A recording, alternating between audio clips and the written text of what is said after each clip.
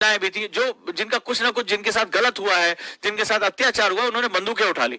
दूसरा एक कारण समझ में आया कि उनके पास रोजगार का कोई साधन ही नहीं है, उनके पास अच्छी स्वास्थ्य सुविधा नहीं है, शिक्षा नहीं है, रोजगार नहीं है। वो 5-10 हजार रुपए के लिए भी बंदूकें उठाने को तैयार है क्योंकि उनके पास मरना ही मरना है। तो कह रहे हैं यार लड़के मरेंगे कम से कम, जो है वो हमें भूख से मरने से अच्छा है कि हो सकता है हम जिंदा रह जाए लास्ट तक। तो इस कंडीशन में उनके पास कोई विकल्प ही नहीं, जीवन का विकल्प ही नहीं है। हमें पता है कि दोनों साइड हमें मरना ही है, तो क्यों ना हम बंदूक उठा लेते। ये स्थिति है। जब आप सलाम बस्तर पढ़ते हो राहुल पंडिता की किताब, तो उसमें आपको ये जो उन्होंने बहुत लंबे समय तक उसमें रिसर्च किया है, तो आपको बहुत दर्द जो है दर्दनाक घटनाएं पता चलती है, हमारे समाज की वो सच्चाई है।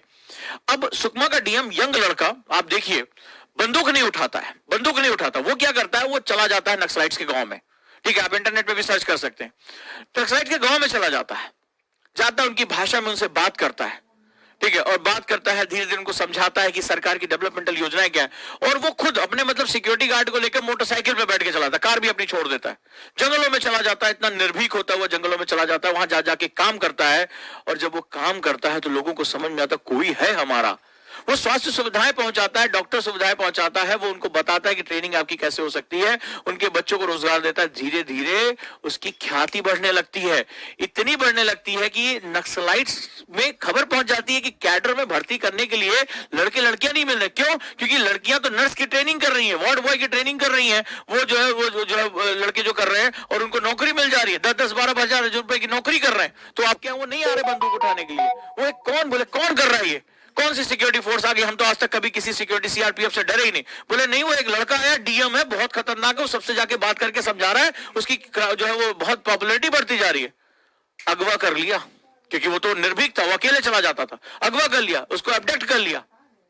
लेकिन खैर, भारतीय प्रशासनिक सेवा के अधिकारी हो, पूरा प्रशासन उतार दिया उसको जो छुड़ाने के लिए, छुड़ा भी ले आए, नेगोशिएशन भी किया। लेकिन सवाल यह है कि उस एक बंदे ने बिना बंदूक उठाए लोगों से कम्युनिकेशन करके बात करके वहां पर जो है वो नक्सलाइट्स की जड़ें हिला दी, जो सिक्योरिटी फोर्सेस भी नहीं हिला पा रहे थे।